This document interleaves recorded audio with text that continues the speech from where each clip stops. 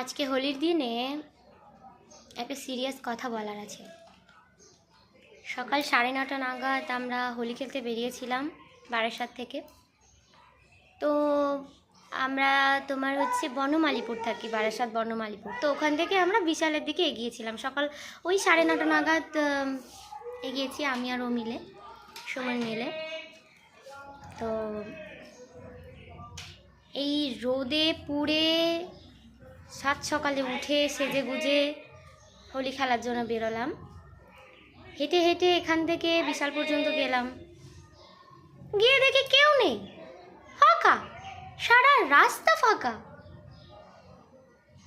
তো এই হোলির দিনে কেউ আমাদেরকে রং পর্যন্ত লাগালো না, আমরা নিজেরাই নিজেদেরকে রং মেখে এখন ভূত হয়ে বসে আছি। তো এটাই আলটিমেট ছিল আমাদের সিরিয়াস কথা। Thank you.